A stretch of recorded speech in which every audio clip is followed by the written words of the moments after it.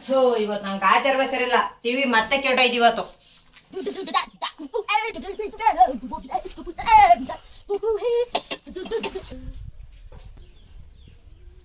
ಅದ್ಯಾಕ್ಲ ಮುಡದೆ ಬೇಜಾರಲ್ಲ ಹೋಯ್ತಿದ್ಯಾ?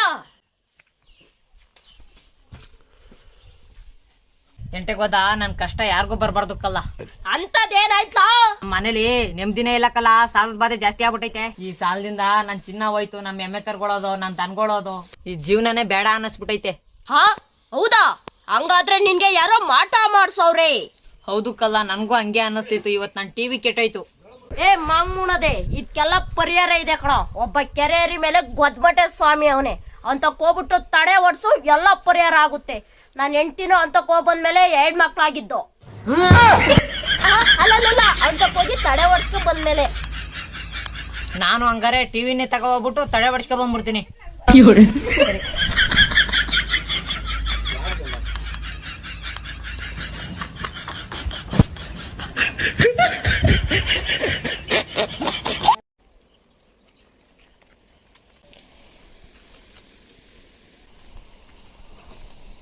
ಸ್ವಾಮಿಗಳೇ, ಏನಾಯ್ತು ಭಕ್ತ?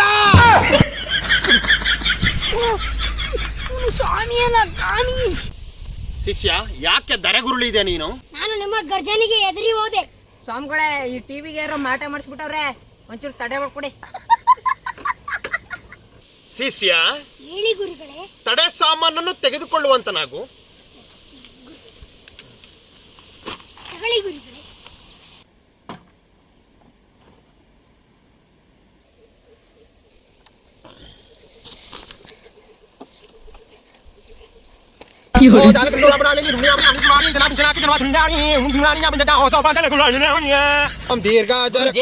ಮೈಕ್ ತಲೆ ಕೇಳ್ತಿದ್ದೀರಾ? ಭಕ್ತ, ದೇವ್ರು ಮೇಲ್ಗಡೆ ಇದ್ದಾನಲ್ಲ, ಅವನಿಗೆ ಕೇಳಲ್ಲ, ಅದಕ್ಕೆ ಮೈಕ್ ತಲೆ ಹೇಳ್ತಾ ಇದ್ದೀನಿ.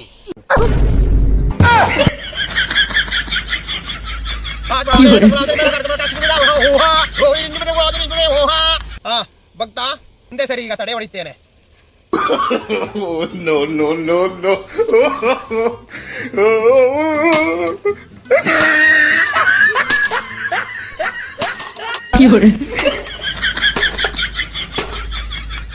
ಅಯ್ಯಪ್ಪ, ಹೋಯ್ತಲ್ಲಪ್ಪ ನನ್ ಟಿವಿ.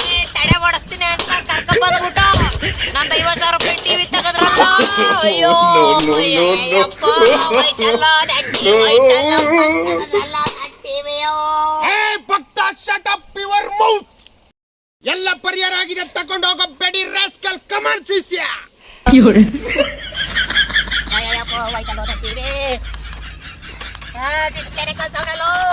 ಅಯ್ಯಪ್ಪ, ಹೋಯ್ತಲ್ಲ ನನ್ ಟಿವಿ, ಅಯ್ಯೋ.